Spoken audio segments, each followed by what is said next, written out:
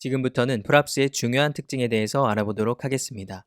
프랍스의 중요한 특징은 read only, 즉 읽기 전용이라는 것입니다. 읽을 수만 있다는 것은 값을 변경할 수 없다는 말이기도 하죠. 프랍스의 값은 리액트 컴포넌트가 엘리먼트를 생성하기 위해서 사용하는 값입니다. 그런데 이 값들이 엘리먼트를 생성하는 도중에 갑자기 바뀌어 버리면 제대로 된 엘리먼트가 생성될 수 없겠죠. 마치 붕어빵이 다 구워진 이후에 속재료를 바꿀 수 없는 것과 마찬가지입니다. 다 구워진 이후에 속재료를 바꾸려면 붕어빵의 배를 갈라야 하는데 그렇게 하면 제대로 된 상품으로 판매할 수가 없겠죠. 그렇다면 다른 프롭스의 값으로 엘리먼트를 생성하려면 어떻게 해야 할까요? 그럴 때는 새로운 값을 컴포넌트에 전달하여 새로 엘리먼트를 생성하면 됩니다. 이 과정에서 엘리먼트가 다시 렌더링 되는 것이죠. 여기서 잠시 자바스크립트 함수의 속성에 대해서 짚고 넘어가 보도록 하겠습니다. 여기에 sum이라는 이름을 가진 함수가 하나 있습니다. 이 함수는 a와 b라는 두 개의 파라미터를 받아서 그 둘의 합을 리턴하는 함수입니다. 이 함수에서는 a와 b라는 파라미터의 값을 변경하지 않고 있습니다. 그리고 a와 b라는 파라미터 집합의 값이 같은 경우에는 항상 같은 값을 리턴할 것입니다. 우리는 이러한 함수를 퓨어하다라고 합니다. 말 그대로 함수가 순수하다는 뜻인데 이 말은 입력값을 변경하지 않으며 같은 입력값에 대해서는 항상 같은 출력값을 리턴한다는 의미입니다. 그렇다면 함수가 순수하지 않은 경우도 한번 살펴볼까요? 여기에 withdraw라는 함수가 있습니다. 이 함수는 account와 amount라는 파라미터를 받아서 account의 total이라는 값에서 amount를 빼는 함수입니다. 쉽게 이야기하면 계좌에서 출금을 하는 함수인데 은행 계좌 정보와 총액을 파라미터로 받아서 계좌의 현재 총 잔액을 나타내는 total에서 출금할 금액인 amount를 빼는 것입니다. 자, 여기에서 이 함수는 입력으로 받은 파라미터 account의 값을 변경했습니다. 이런 경우 우리는 impure하다라고 합니다. 순수하지 않다는 뜻이죠. 프랍스에 대해서 설명하다가 갑자기 왜 pure 함수와 impure 함수에 대해서 설명을 하는지 의아했을 겁니다. 이것은 리액트 컴포넌트의 정의와 관련이 되어 있기 때문입니다. 이 문장은 리액트 공식 문서에 나오는 컴포넌트의 특징을 설명한 문장입니다. 이 문장을 해석해보면 다음과 같습니다. 모든 리액트 컴포넌트는 그들의 프랍스에 관해서는 pure 함수 같은 역할을 해야 한다. 이렇게 써놓아도 아직 이해하기 어렵죠? 이해하기 쉽게 풀어서 쓰면 다음과 같습니다.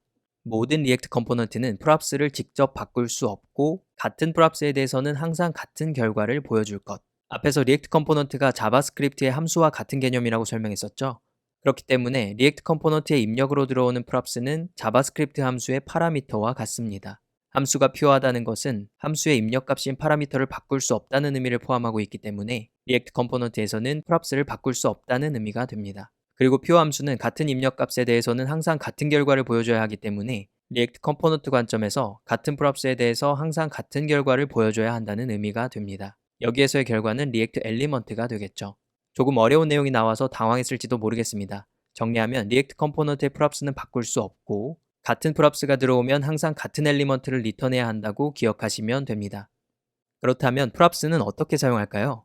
앞에서 프랍스가 컴포넌트에 전달할 다양한 정보를 담고 있는 자바스크립트 객체라고 설명했습니다. 그렇다면 컴포넌트에 프랍스라는 객체를 전달하기 위해서는 어떻게 해야 하는지 살펴보도록 하겠습니다. 먼저 JSX를 사용하는 경우에는 이 코드와 같이 키와 값으로 이루어진 키값 쌍의 형태로 컴포넌트에 프롭스를 넣을 수 있습니다. 이 코드에는 앱 컴포넌트가 나오고 그 안에서 프로필 컴포넌트를 사용하고 있습니다.